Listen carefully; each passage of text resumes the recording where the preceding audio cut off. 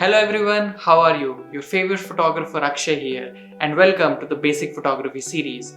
Today we are going to learn about what is exposure triangle. Exposure triangle is the very foundation of everything in photography.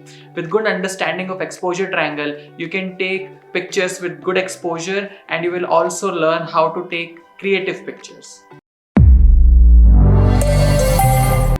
If you've clicked on this video, I hope you've gone all manual on your camera and want to learn how to control your exposure with shutter speed, ISO and aperture together. Because we are going to talk a lot about these three, if you want to learn about what aperture, shutter speed and ISO are, I have linked the videos about them in the description below. You can go and check them out. Aperture, shutter speed and ISO make up the three sides of exposure triangle. These variables work together to get a good exposure. If you are changing one variable, that means you will have to change at least one other variable to maintain the right exposure. I have a few pictures to demonstrate how to balance the aperture, shutter speed and ISO to take a picture with proper exposure.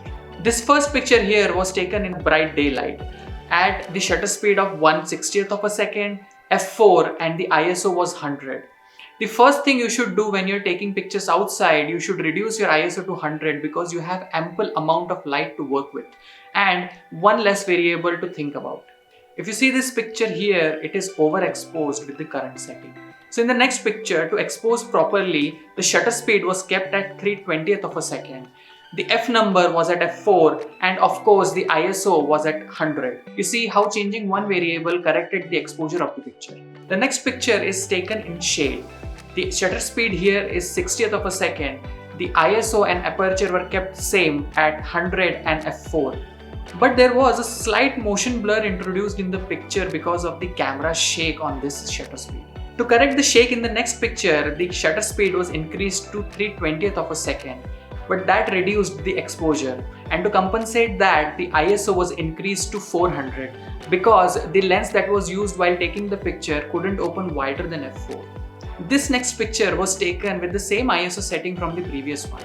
Since this is a landscape, a cityscape, or a building in the middle of a jungle, whatever you may call it, I have kept the aperture at f10 and the shutter speed at 500th of a second to get a good exposure.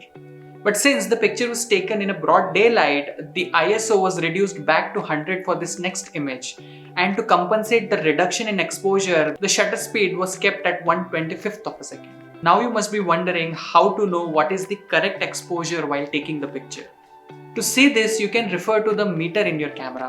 If your meter goes towards the minus sign, that means your picture is going to be underexposed.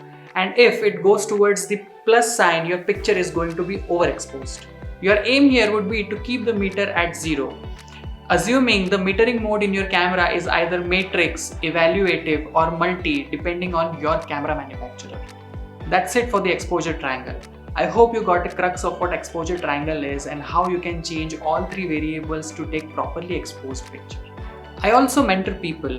If you want to learn photography personally from me, you can send me an email. I will mention the email address in the description below. Do follow us on Instagram. The handle is on the screen, and you can also follow my personal Instagram account. The handle is again on the screen. I hope you found this video helpful. If you did, please give it a like, share it with your friends, and don't forget to subscribe to Ray Photography. I will see you guys in the next one. Since this is a landscape or a cityscape or a building in the middle of nowhere,